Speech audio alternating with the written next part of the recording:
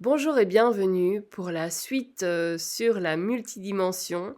Aujourd'hui, on va aborder la 12D. Si vous tombez sur cette vidéo pour la première fois et que vous vous intéressez à la multidimension, je vous invite à recommencer la série à partir de la première vidéo et de les regarder les unes à la suite des autres pour mieux appréhender les explications que partage Virginie dans son livre Le temps des justes.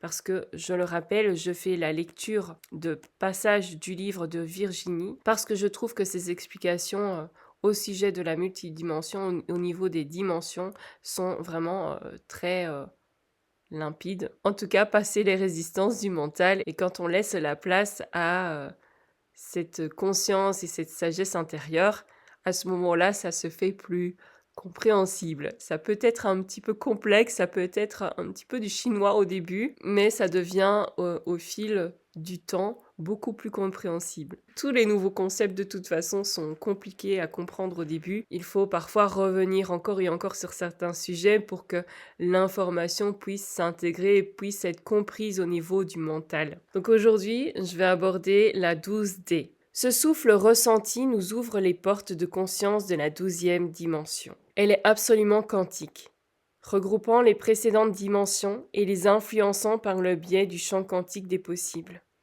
Il n'y a pas de forme, ni de définition de la forme. Il y a apesanteur, fluidité, sensation presque liquide porteuse de vie, amniotique. Il peut y avoir positionnement, selon l'observateur et l'observé, y compris et surtout de l'observateur qui s'observe lui-même, mais seulement dans l'esprit de conscience. Tout se répond, tout devient, tout s'observe. Tout se matérialise ensuite sur les dimensions que nous venons de traverser, en les informant instantanément par ondes émises. Dans l'exemple de ce livre, en 12D, vous ne le verriez pas, vous ne le sentiriez pas physiquement, ni même énergétiquement. Vous auriez dans vos mains un souffle, aussi à l'intérieur de votre corps.